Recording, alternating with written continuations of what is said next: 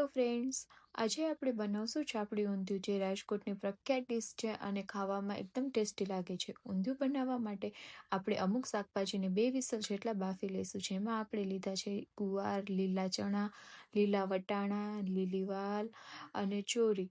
મેં આટલું જ લીધું છે. તમે તમારી રીતે તમને ભાવતા કોઈ પણ શાકભાજી લઈ શકો છો, જે તમારા ઘરમાં જમાતા હોય.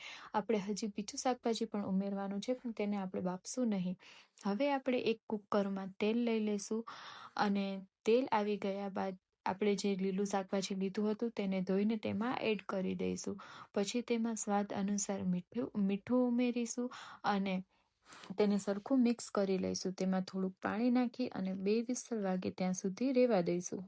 આ બધું શાક બફાય ત્યાં સુધી આપણે બીજી બધી તૈયારીઓ કરી લઈશું. હવે આપણે બનાવશું મેથીના મુઠિયા. મેથીના મુઠિયા બનાવવા માટે આપણે લીધું છે ચણાનો લોટ, ઘઉંનો લોટ, તલ, હળદર, હિંગ, લાલ મરચું, ધાણા જીરું પાવડર, લીલી મેથી, થોડીક ખાંડ, સોડા અને સ્વાદ અનુસાર મીઠું નાખી લીંબુનો રસ ઉમેરીશું અને તેલ નાખીને જરૂરિયાત મુજબ પાણી ઉમેરીને લોટ બાંધી લઈશું. તમે આમાં તમારો મનગમતો કોઈ પણ શેપ આપી શકો છો. મેં નાના નાના ગોળ શેપમાં મુઠિયા બનાવેલા છે. હવે આપણે આ મુઠિયાને તળી લઈશું.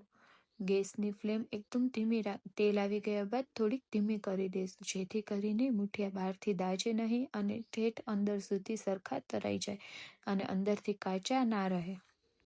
મુઠિયા થઈ ગયા બાદ આપણે ચાપડી બનાવશું. ચાપડી બનાવવા માટે આપણે લીધું છે ઘઉંનો લોટ, ઝીણો અને જાડો બંને લોટ લીધેલો છે. હવે એમાં આપણે સ્વાદ અનુસાર મીઠું નાખીશું, જીરું નાખીશું, તલ અને તેલ ઉમેરી જરૂરિયાત મુજબ પાણી નાખીને લોટ બાંધી લઈશું. લોટ બંધાઈ ગયા પછી આપણે નાની નાની ચાપડીનો શેપ આપી ચાપડી બનાવી લઈશું અને તેને પણ આપણે તળી લઈશું. આને પણ આપણે ગેસની ફ્લેમ ધીમી રાખી ધીમી આંચ પર તળીશું, કેમ કે ચાપડી દાઝે નહીં અને અંદરથી પણ તળાઈ જાય, કાચી ના રહે અંદરથી. આટલું થઈ ગયા બાદ હવે આપણે જે બાકીના શાકભાજી છે એ પણ ધીમી ફ્લેમ પર તળી લઈશું. બાકીના શાકભાજીમાં મેં લીધા છે બટેકા, ગાજર, દૂધી, રીંગણા, ફુલાવર. તમે તમારા ભાવતા કોઈ પણ શાક લઈ શકો છો, જે તમારા ઘરમાં જમાતા હોય, જે બધા લોકો જમતા હોય. આ બધું શાક પણ આપણે ધીમી આંચ પર તળી લઈશું. હવે આપણે ઊંધિયું વઘારવાની તૈયારી કરીશું, જેની માટે આપણે સૌ પ્રથમ લીલો મસાલો તૈયાર કરશું. જેમાં આપણે લીધું છે આદુ, લસણ, લીલા મરચાં, ફુદીનો, લીલા ધાણા, જીરું અને આને આપણે મિક્સરમાં નાખીને પીસી લઈશું. હવે વઘાર માટે આપણે એક વાસણમાં તેલ લઈશું. તેલ આવી જાય પછી તેમાં રાઈ, જીરું, હિંગ નાખીને વઘાર કરી દઈશું. પછી તેમાં આપણે આખા મસાલા ઉમેરીશું. તજ, તમાલપત્ર, લવિંગ અને મરી નાખશું. આખો મસાલો નાખી દીધા પછી આપણે તેમાં જે આપણે તૈયાર કરેલો લીલો મસાલો હતો તે નાખી દઈશું. એ બધું નાખીને આપણે તેને સરખું મિક્સ કરી દઈશું. હવે આપણે એમાં ઉમેરીશું ડુંગળીની પેસ્ટ અને સાથે જ નાખી દઈશું ઝીણું સમારેલું લીલું લસણ અને લીલી ડુંગળી. પછી આપણે આ બધી વસ્તુને સરખું મિક્સ કરી દઈશું અને થોડીક વાર માટે ચડવા દઈશું.